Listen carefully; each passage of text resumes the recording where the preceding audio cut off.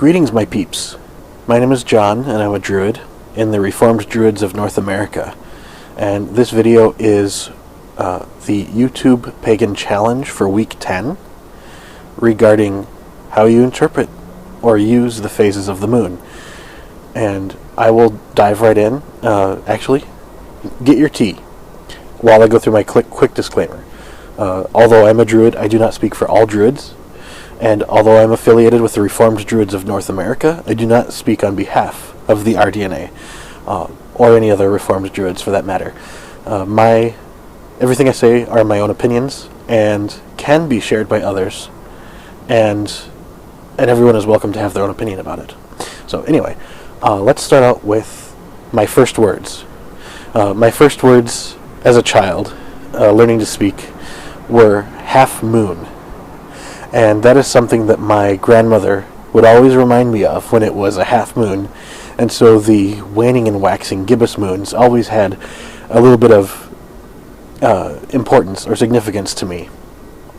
And so they still do, because she never let me forget that. And so that's on a very mundane, or is it, level. But as soon as I was old enough to drive, one of my mom and my favorite pastimes were that I would practice my night driving, and under the excuse of us let's go get coffee on the full moon. And so I would drive, and my mom would just be like staring out the window at the moon, and of course she admitted this to me. It's like that she just wants to stare at the moon. She feels that draw, and so she definitely can feel like the lunar energy. I just don't think she ever uses it.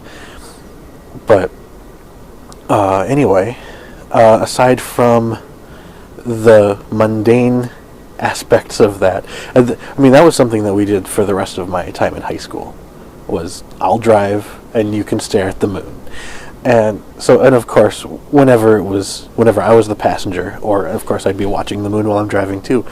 But that's something that I still do from time to time, especially when I'm a passenger. And then, as a Reformed Druid, the Book of Customs, Chapter 5, verses 1 through 3, outline for Reformed Druids what they can do. And of course, it's not a commandment; it's optional, but highly recommended. So, the Book of Meditations, Chapter 5, verses 1 through 3, state, "Also shall ye observe the periods of the moon, the dates thereof when it is full and when it is new. For thus is seen reflected the birth and death, the growth and the diminishing of all that is to be seen in nature. Ye shall begin new projects when the moon is waxing, but ye shall end old ones when it is waning. And on the night of the full moon shall ye rejoice in the fullness of it, but on the night of the new moon shall ye be given over to vigils and to meditation." So that, and somewhere down the pipeline, I do plan on writing some lunar rituals, because that is something that in the Reformed Druid literature, there's a lot of ritual that is lacking any interaction with lunar powers.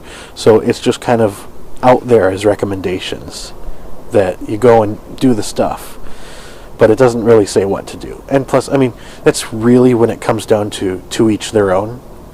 But I'd like to hash something out for people that are looking for some type of ritual that they could adapt or just use, and because especially if they're somebody that is inexperienced with writing rituals. And of course, this really panders to ceremonial druids, or druids that want to do rituals, because there's a lot that don't, and that's fine.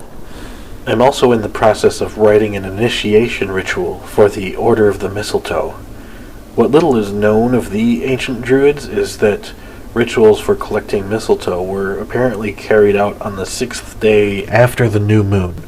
So I'm working that into the initiation as well. But anyway, I'm getting off on a weird topic, so let's keep this video short and concise. Thank you for watching, and we will see you next week.